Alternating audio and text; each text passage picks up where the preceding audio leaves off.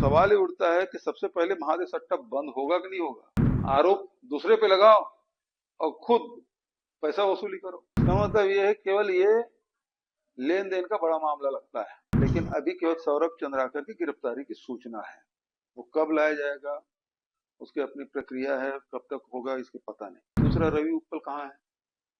तीसरा, इनके मालिक जो शुभम सोनी है वो कहाँ है।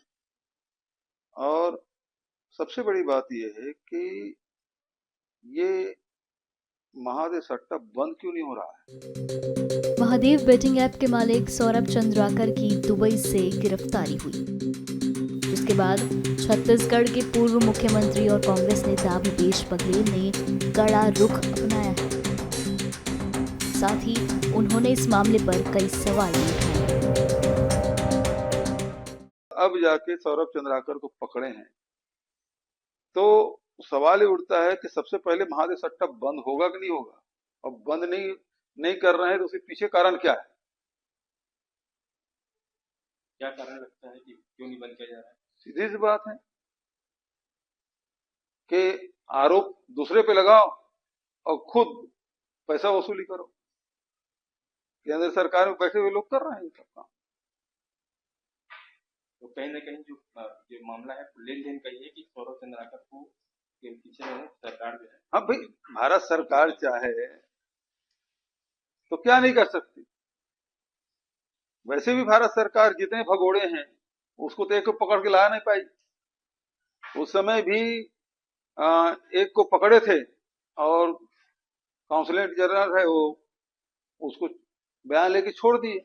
चाहे तो उस समय गिरफ्तार कर सकती थी, लेकिन उन्होंने किया नहीं।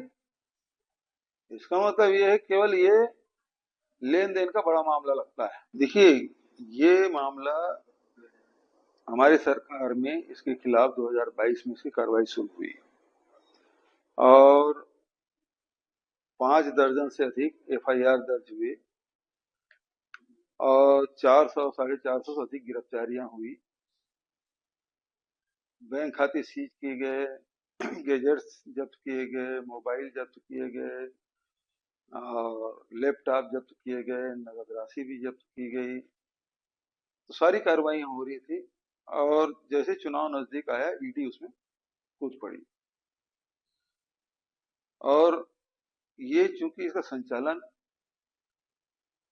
कोई दुर्ग भिलाई से हो नहीं रहा था ना, छत्तीसगढ़ से हो रहा था, सब विदेश से हो रहा था।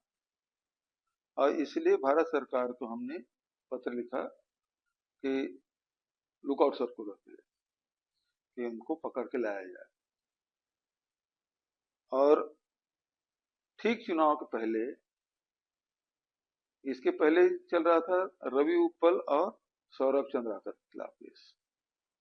शुभम सोनी नाम का एक आदमी, अचानक उसका वीडियो आता है और अपने आप को उसका मालिक बताता है। रवि उपल और सौरभ चंद्राकर उसके नौकर है और सरकार बदल गई। दोनों डबल इंजन की सरकार है, लेकिन अभी केवल सौरभ चंद्राकर की गिरफ्तारी की सूचना है। वो कब लाया जाएगा, उसकी अपनी प्रक्रिया है, कब तक होगा इसकी पता नहीं। लेकिन दूसरा, रवि उपल कहाँ है। तीसरा, इनके मालिक जो शुभम सोनी है वो कहाँ है। और सबसे बड़ी बात यह है कि ये महादे सट्टा बंद क्यों नहीं हो रहा है। इस बंद करने की जिम्मेदारी भारत सरकार की है और उन्होंने अभी तक बंद नहीं किया है। तो सवाल ये उठता है कि पहले तो मुझ पर आरोप लगाते थे प्रोटेक्शन मनी लेते हैं।